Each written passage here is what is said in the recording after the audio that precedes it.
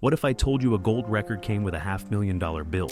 At 13, Jimi Hendrix burned a vision into Pat Travers' soul. By 27, he'd conquered London, shared stages with AC/DC, and sold 500,000 albums. Then the accountants revealed the truth. MTV demanded he dance in coffins. His Iron Maiden-bound drummer walked away. Yet decades later, he still refuses to quit. A guitar hero forged in bars, betrayed by the system that made him a legend. Stick around. This is the rise and fall of the Pat Travers Band. Toronto, 1954. Pat Travers entered a world on the cusp of transformation. By age 13, everything changed. Young Pat witnessed Jimi Hendrix perform live in Toronto, and the experience burned itself into his consciousness like a brand. This wasn't entertainment, this was a calling. But Travers understood something crucial. Talent wasn't enough. You needed stamina. You needed to prove yourself night after night in places where nobody cared about your potential, only your ability to keep a crowd moving. By age 15, Travers was playing church basements with his early band, Red Hot. This wasn't glamorous. This was work. By his early 20s, he was in the grueling environment of Canadian bars, country singers, and unpolished rock acts. 5 sets a night. Heavy drinking.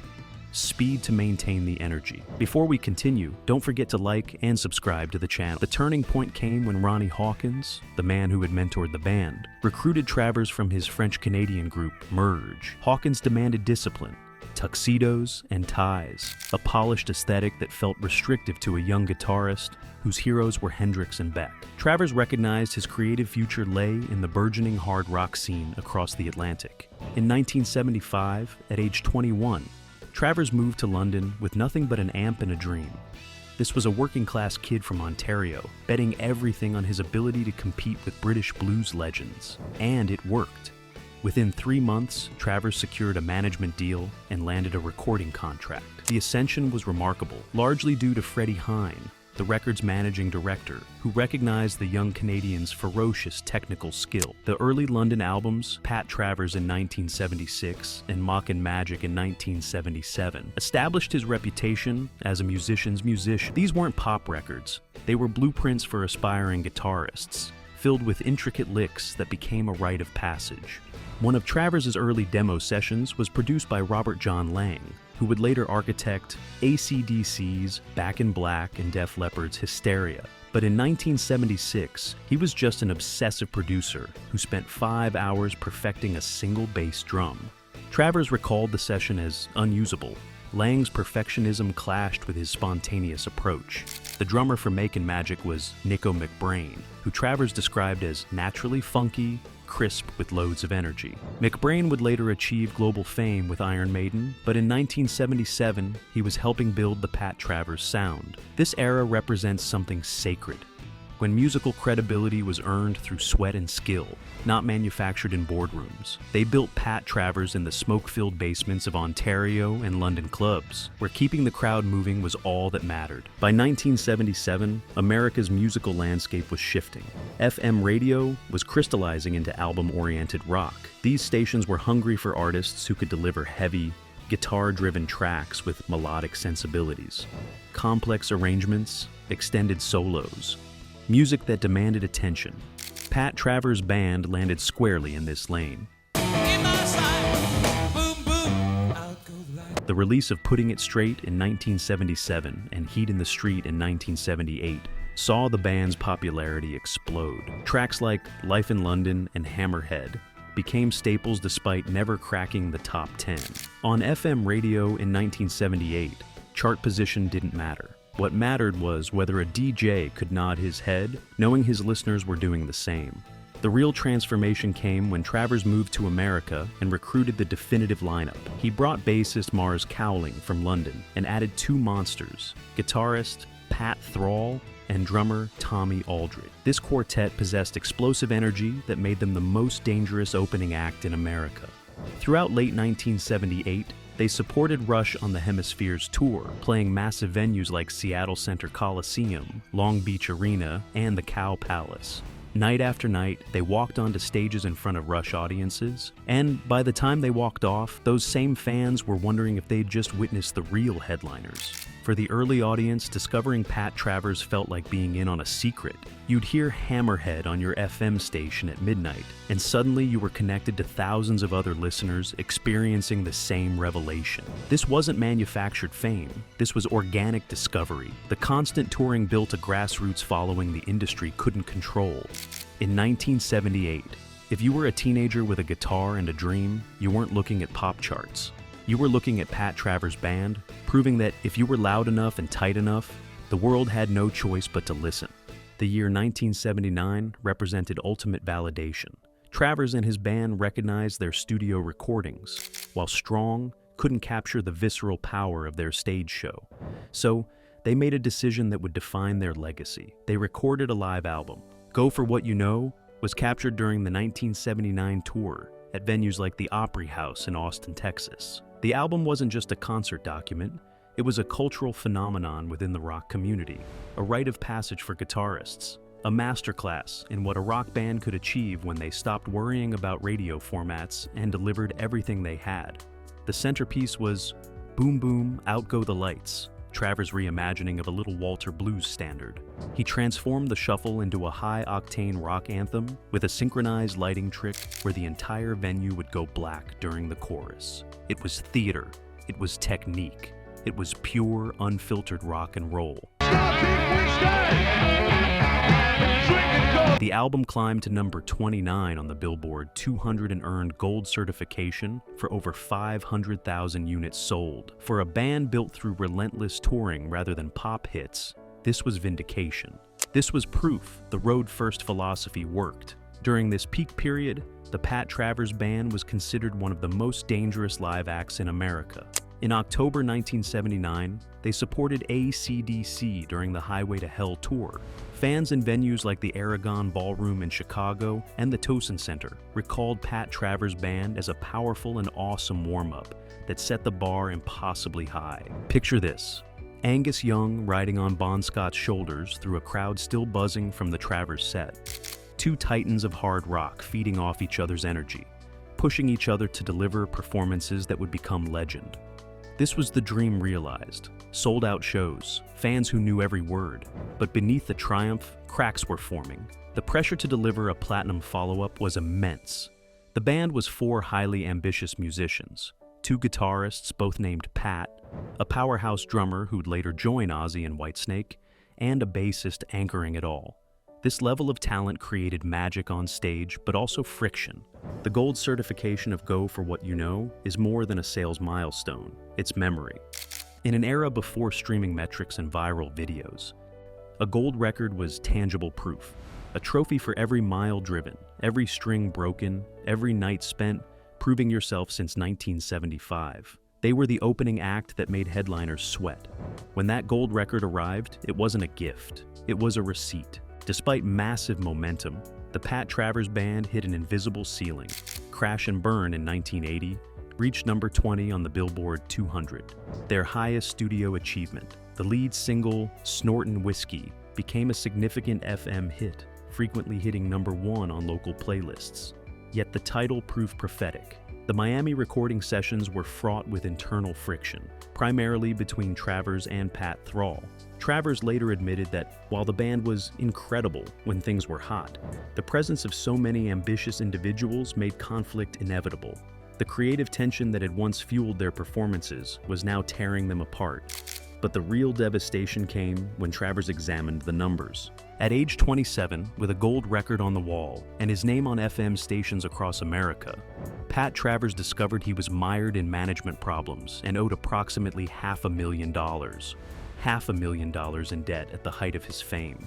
The industry that had celebrated his technical brilliance and relentless work ethic had quietly been devouring his earnings. The gold record that hung on the wall represented not wealth, but a monument to how thoroughly the system had betrayed him. The breaking point came shortly after the acclaimed 1980 Reading Festival in the UK, where they played to 40,000 people. Despite the success of the show, the bad feeling within the group had reached a point where there was nowhere else to go. Both Pat Thrall and Tommy Aldridge left the band.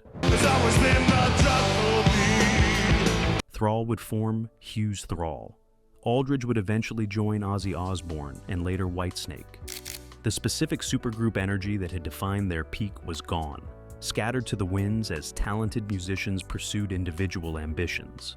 Travers attempted to soldier on, releasing Radioactive in 1981, but the magic was gone. The band was caught in an impossible position. Too heavy for the burgeoning pop rock scene, yet not metal enough for the emerging new wave of British heavy metal capturing younger demographics. And the industry itself was changing. By 1980, the loose exploratory nature of 1970s FM radio was tightening. Programmers were increasingly looking for shorter, more polished tracks, a move away from the raw blues rock that Travers championed. This chapter is most painful. It mirrors their own experiences of being exceptional at their craft, but finding themselves passed over by systems that began to prioritize image and connections over raw skill. The realization that Travers was $500,000 in debt at the height of his fame is a sobering reminder of the industry's nature.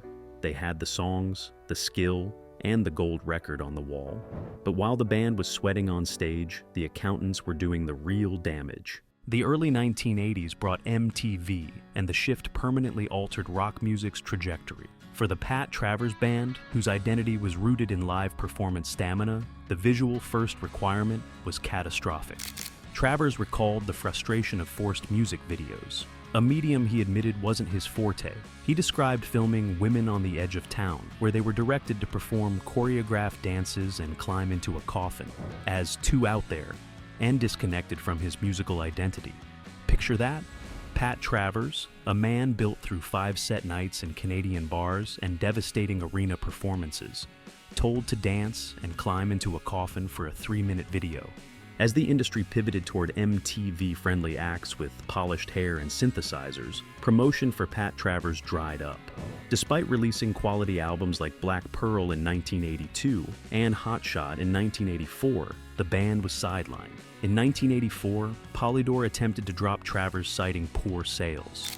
Travers, demonstrating his fighting spirit, filed a lawsuit and won the right to record one final album. But the victory felt hollow. The experience left him deeply disillusioned. Touring scale shrank. Where they'd shared stages with AC/DC and Rush in 20,000-seat arenas, they were relegated to theaters and smaller clubs. Travers noted bitterly that while the music hadn't changed, the world had. The FM DJs who championed him now operated within narrow, corporate-mandated playlists with no room for snortin' whiskey or boom boom. Travers observed that MTV audiences required visual stimulation first before caring about audio quality. This transition marginalized artists who anguished over technical performance. Label turnover meant advocates like Freddie Hine were gone. Executive shelf life was often 2 years, causing loss of institutional memory. This environment favored short-term hits over career building. For audiences watching their own world change in the 1980s, favorite radio stations bought out. Neighborhood record stores closing, workplaces prioritizing efficiency over craftsmanship. This resonates painfully. The music didn't fail, the fans didn't fail. The system changed the rules mid-game. Suddenly, guitar skill didn't matter, only how well you danced for the camera. Refusing to quit, Pat Travers spent the late 1980s and 1990s as a working musician in the truest sense. While the Gold Album era felt further away with each passing year, he continued recording and touring for a loyal cult audience. In 1990, he released School of Hard Knocks, an album title that summarized his industry experience. The 1990s saw Travers lean into his blues roots with Blues Tracks in 1992 and Blues Tracks 2 in 1998. These albums provided straight treatments of blues standards, demonstrating the technical skill that once made him an FM household name. Venues were smaller now, clubs and theaters instead of arenas. But the stamina remained. Travers noted that as long as audiences paid for tickets, he'd stop, smile, and rock. By 2016, Travers had adapted to the digital age. He recognized traditional FM radio and compact discs were obsolete discovery platforms. He embraced social media, using YouTube to excite fans. This DIY approach restored autonomy lost during major label years. He began recording tracks 1 or 2 at a time, focusing on quality and visual content for the digital marketplace rather than expensive 12-song album cycles. He measured success not by chart position, but by his unit's unstoppable nature on stage. The true difficulty was the other 22 and a half hours off stage. Managing logistics, maintaining relationships, keeping a band together for decades. This resonates with the loyal fans that understand persistence's value and the quiet dignity of continuing to do a job well without public spotlight. They called him a has-been, but Pat Travers never stopped being a guitarist. While the industry moved on, he was still in the van, still loading gear, still proving nightly that you can take the man out of the arena, but you can't take the rock out of the man. Today, the Pat Travers Band is remembered as first-class 1970s hard rock excellence. Their influence extends beyond their discography. Former members like Nico McBrain and Tommy Aldridge took lessons from the Travers Band to heavy metal's biggest stages. McBrain became Iron Maiden's backbone. Aldridge powered Ozzy Osbourne and Whitesnake through their most successful eras. Boom Boom, Out Go the Lights, and Snortin' Whiskey remain classic rock radio staples. Go For What You Know is consistently cited by professional guitarists as a masterclass, a rite of passage for anyone understanding what a rock band could achieve when technique and passion aligned. In 2023, Travers was inducted into the Rock Gods Hall of Fame in Nashville, belated but significant recognition of his contribution to American rock. He remains active on the touring circuit, with a scheduled 2026 tour through California and Arizona, performing for the Hammerheads, his affectionate nickname for his loyal fan base. The legacy of Pat Travers is resilience. While the industry moved on from the guitar hero model, memory hasn't faded. For fans who lived through it, Pat Travers Band restores honor to the working musician concept. They weren't manufactured. They were immensely talented individuals who earned their gold record through thousands of performance hours. The story ultimately validates the audience's own youth. It honors time spent listening to FM radio, money spent on arena tickets, and pride felt in discovering a band the mainstream eventually left behind. The industry moved on, but fans never did, because when the lights go out, there's only one band that can still make them go, boom boom. Pat Travers proved that guitar heroes are forged in dive bars, not boardrooms. His gold record represented years of stamina, sacrifice, and technical mastery that the industry eventually abandoned for easier profits. Yet decades later, the songs remain. The legacy endures, and the Hammerheads still fill the venues. The question lingers, why didn't it go further? The answer isn't lack of talent. It's a world that stopped valuing the very things that made him great. What's your Pat Travers memory? Drop it in the comments, and don't forget to like and subscribe for more untold stories of rock's greatest triumphs and tragedies.